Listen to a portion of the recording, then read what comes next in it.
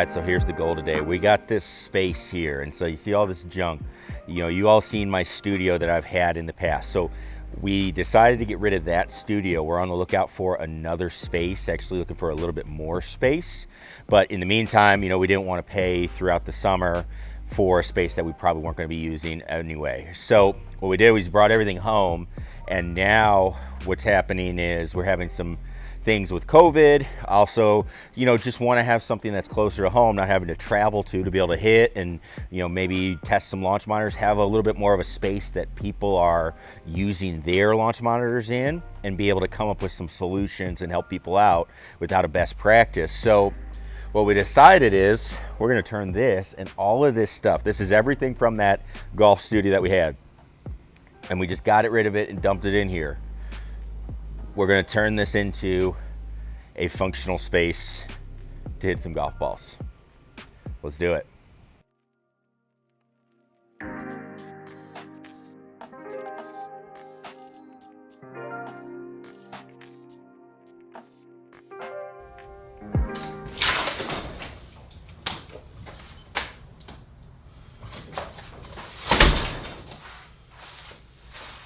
Alexa, turn on Golf Studio Group. Okay. Alexa, turn on upbeat music. Pipes and drums from Scott's Spotify.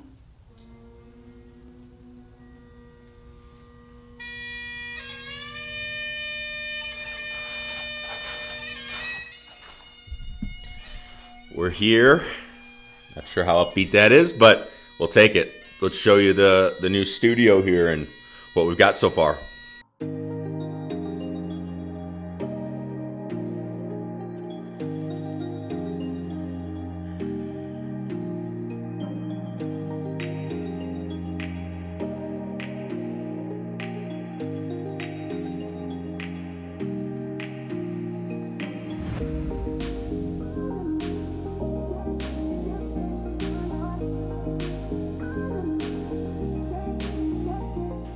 All right, so let's start off first with why are we having this space? You know, Scott, you had this other space and it was, you know, bigger and all that stuff. Well, obviously that was a space that I rented. I was still in the market looking for actually either, you know, I'm looking for a bigger space than what I had there. But at the same time, we have some, you know, what last year taught me at least as a business owner, when you're renting out a space, is that it is tough when you're not certain and you have rules and regulations that come upon you that dictate how you run that business.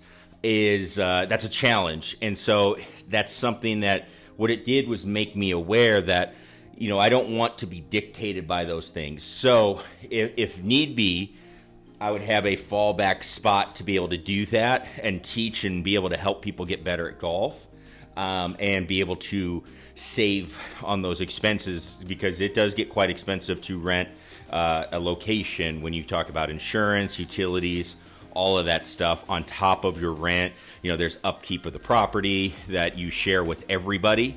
So all those things that people I don't think realize, I didn't realize when I first got into it. And I was able to make it work, but again, it just got to the point where it wasn't feeling like it was worth it once we had some rules and things dictate how we were using the space that we had. So decided to come here, and, you know, at the blessing of my lovely, lovely wife, she said, hey, we can turn our garage into a studio, which means I got to help her brush off the car and all that in the winter. But you know what? We'll take that. And so let's go over a little bit of the details of the space so far. So the room is about, it's about 20 feet wide total. But the fact that it's a garage, you know, we have a garage door in here, obviously.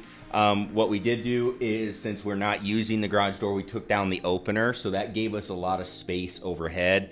The ceiling, you're looking at it's almost 10 feet tall, so it's plenty of space as far as that goes. But the big thing about the width is you've got the garage door rails, and so in between those was about 16 feet. So it gets a little bit tighter there, but still enough space to be able to get a hitting mat set up, lefty righty, having plenty of space, and then going from there. And then from back wall to garage door was about 18 and a half feet. I think it was 18.8. So again, that's enough room for using, my favorite launch monitor, Flight Scope Maple Plus. I test out Rapsodo and being able to do some of those things. And so it was enough room. It's just going to be a little bit tighter than what I had before, where I had plenty of room behind. So, again, it's not going to be meant for having like a million people in here, but that's okay. That's not what we're going for as we're doing this. So what we have set up, and we've tested it, it works, and it's working really well. We have a 8 foot and 7 inches of ball flight, okay?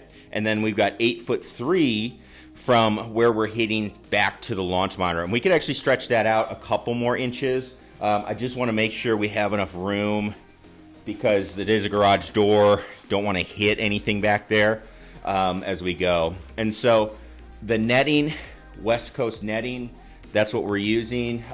It's the same netting I had before in my space. It's just instead of stretching it out the full 27 feet, obviously we've got a lot of extra, netting that we can hang, and that works good because I can have excess netting in the corners. So, there's no way a ball gets over there, and I can have it actually hang down lower where I've got netting on the floor, and that's good for, if somebody tops a ball, it's going to roll into that and stop it.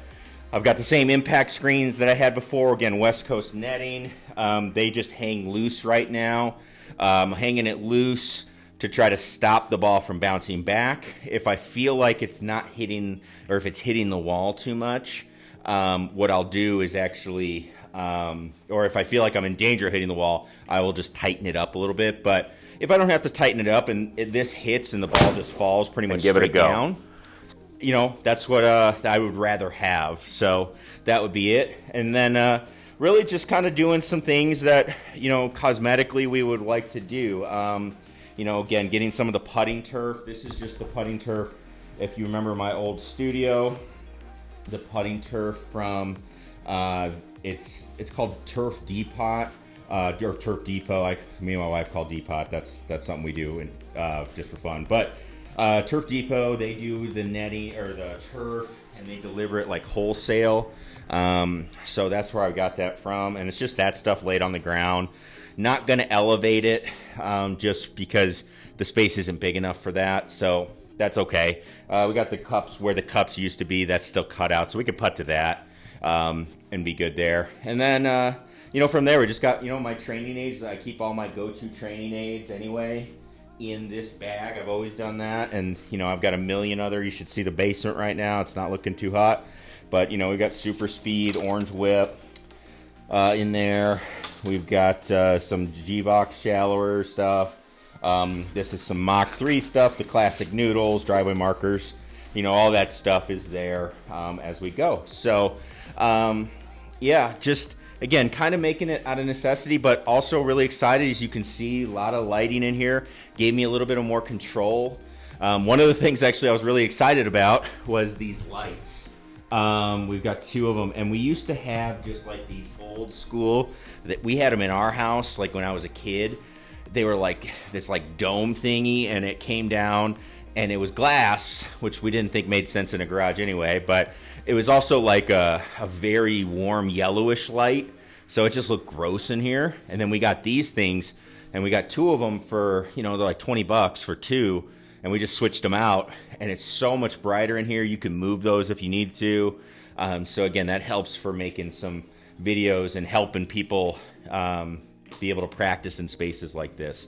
So that's going to be the other thing as we're going through. Another reason I like this space, I feel like golf is going this direction where people are practicing more at home. You're doing more at home, which I love. So how can I show you in a space that's not, this big commercial space, huge enclosure stuff? Like, how can I show you how to get better as we go to be able to improve your golf game? So I'm excited to do it, go on the journey with you all. And, we have our winter plan. I'm going to be showing everybody how we do this stuff from a setting like this, or even just a setting in your house. as we go. But yep, got all the tools, all the things, you know, that we normally have. We got our live view, we got our iPad. Going to be running it off an iPad. That's the plan. Again, computer just not necessary. And then the last thing that you don't see in here yet, but it's in the works, is Projector. So Projector is kind of the last thing to me because it depends on how your space is set up to get a good one. So I am going to get a new one. It just depends. I just want to make sure all my dimensions and everything's working. So I'm not in a rush. We still got good weather outside, so I'm not in a huge rush to get it. But I just want to make sure, you know, hey, I'm going to have some people come over, hit some shots, and make sure nothing goes wrong before we commit to, you know, getting the projector. And so that's it. But yeah, excited about it. Excited to be able to show you how to improve in a space like this. I got to work on the echo. I can hear it. That's terrible, but we'll get on that. And yeah, going to be a great winter of improving. I'm excited about that. So let me know if you have any questions about the setup, questions or things that you're going to be excited to learn about in your game. I'm happy to share those with you, and I can't wait to do that.